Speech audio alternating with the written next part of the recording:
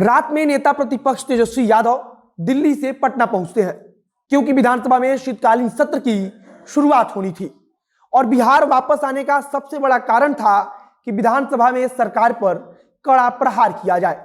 लेकिन तेजस्वी यादव जब पटना पहुंचते हैं तो उनके सामने एक सवाल खड़ा हो जाता है कि राष्ट्रीय जनता दल के विधायक के होटल में शराब की खाली बोतलें मिली है।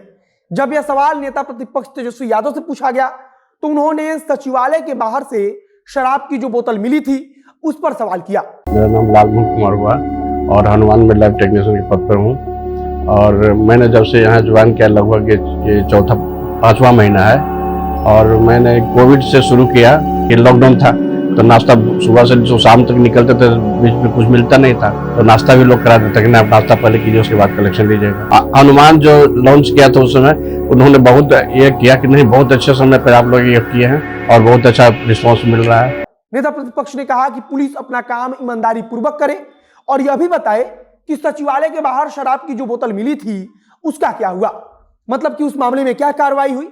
इधर आज शीतकालीन सत्र शुरू होते ही लेफ्ट पार्टी के विधायक अपने हाथों में तख्तियां लेकर हंगामा कर रहे थे तथा एक और खास बात थी कि पहली बार राष्ट्रगान के साथ बिहार में सदन के सत्र की शुरुआत की गई।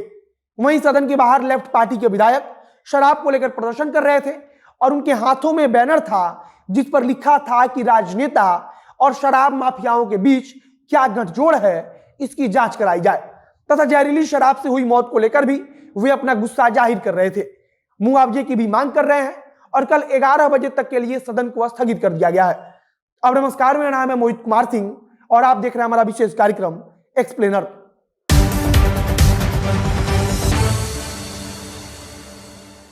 बिहार विधानमंडल का शीतकालीन सत्र हंगामेदार रहेगा क्योंकि इस बार विपक्ष के पास हंगामा करने के लिए कई महत्वपूर्ण मुद्दे हैं जिसमें से सबसे खास शराब है।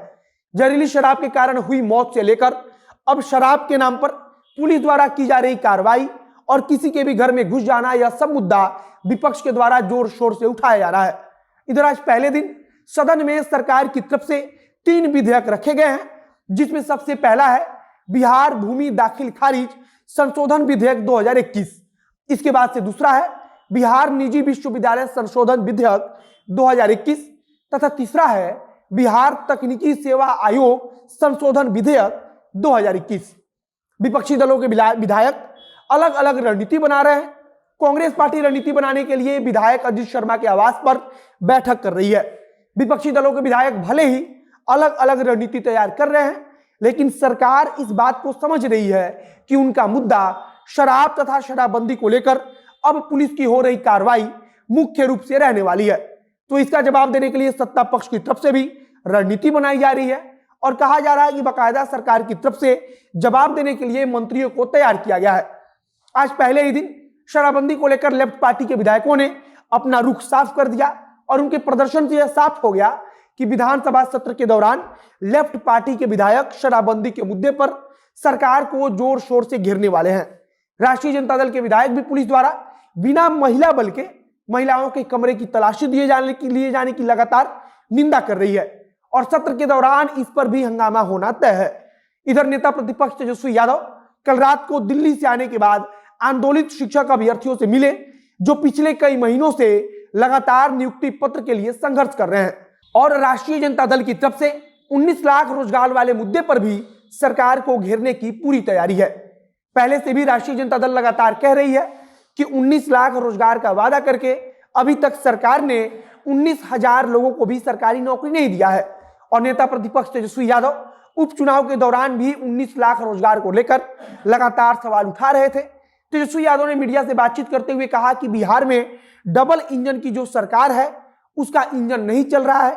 हरियाली योजना में फैले भ्रष्टाचार को लेकर सवाल पूछा और कहा कि हर अधिकारी और मंत्री के घर में अब नल के माध्यम से धन गिर रहा है।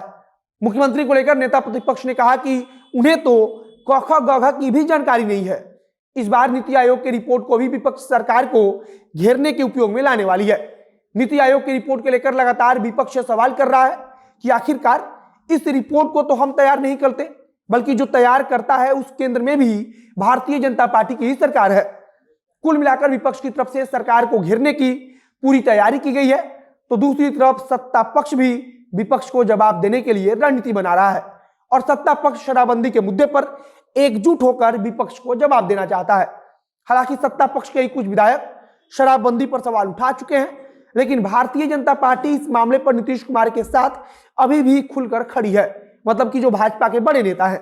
हालांकि अगर भाजपा के विधायक पार्टी लाइन से अलग हटकर पार्टी के किसी फैसले का विरोध करते हैं तो उस पर भी भारतीय जनता पार्टी कार्रवाई कर सकती है, लेकिन वह ऐसा कर नहीं रही है। तो यह भी अपने आप में एक सवाल है। इस बारे में आगे अगर कुछ अन्य अपडेट आएगी, कुछ नई जानकारी आएगी तो उसे हम आप तक पहुंचाएंगे। इस वीडियो को शेयर कीजिएगा और अगर फेसबुक पर देख रहे हैं तो पेज को लाइक कर लीजिए और अगर यूट्यूब पर देख रहे हैं चैनल को सब्सक्राइब कीजिए। मिलते हैं फिर बहुत जल्द अगले वीडियो में। कैमरे के पीछे खड़े हूं प्रकाश और मैं मोहित कुमार सिंह। बहुत बहुत धन्यवाद।